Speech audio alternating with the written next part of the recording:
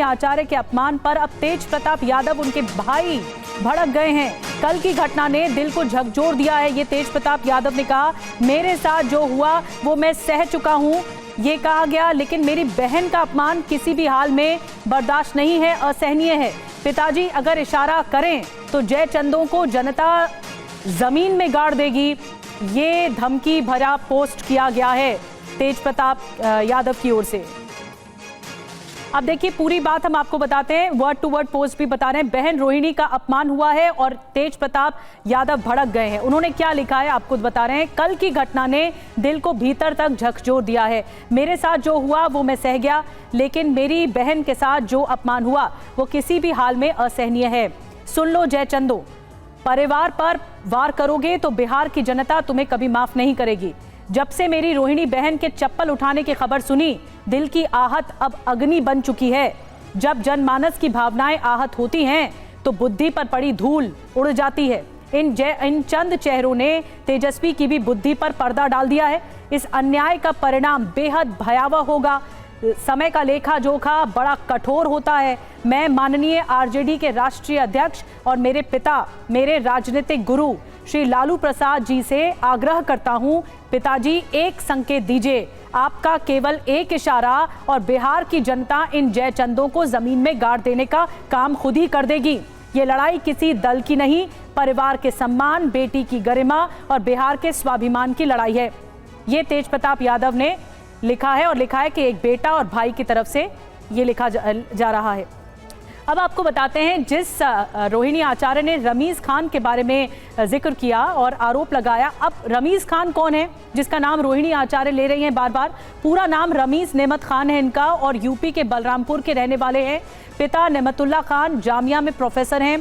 पूर्व सांसद रिजवान जहीर के दामाद, पत्नी जेबा रिजवान एसपी की नेता, तुलसीपुर से चुनाव लड़ सकती हैं। जेबा तेजस्वी के क्रिकेट के दिनों में जो रमीज खान हैं वो दोस्त रहे हैं तेजस्वी यादव के। साल 2016 में आरजेडी से जुड़े पहले डेप्यूटी सीएम ऑफिस का काम देखा करते थे रमीज खान और फिर तेजस्वी के दफ्तर से जुड़ गए। देखते ही देखते उनका कद बड़ा होता चला गया।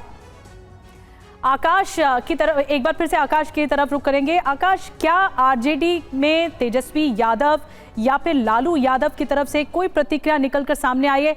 मृत्युंजय तिवारी को तो हमने सुना कि आलाकमान की नजर है, लेकिन इस पूरे विवाद पर, इस पूरी कला पर अब तक उनकी तरफ से कोई बयान नहीं आया और न रमीज खान को लेकर भी बयान आया है किसी तरह का।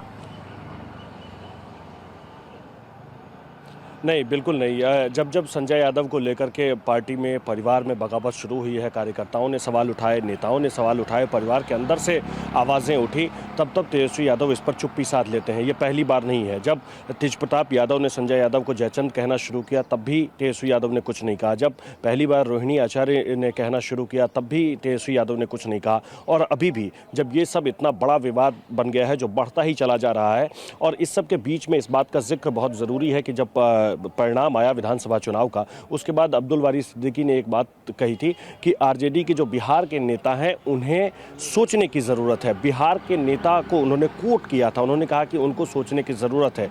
मतलब वो संजय यादव पर ही इशारा कर रहे थे, क्योंकि संजय यादव हरियाणा के रहने वाले हैं और वो ये कह रहे थे कि बिहार के जो आरजेडी के नेता हैं उनको सोचने की ज़रूरत है।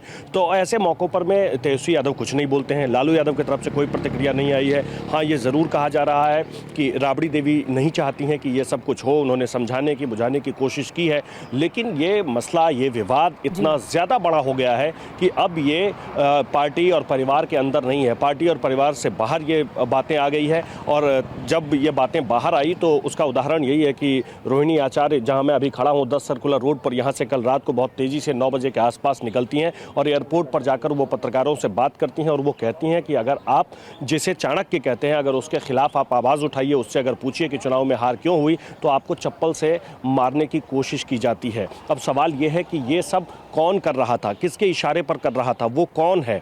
ये सब बातें धीरे धीरे हो सकता है कि सामने आ जाए।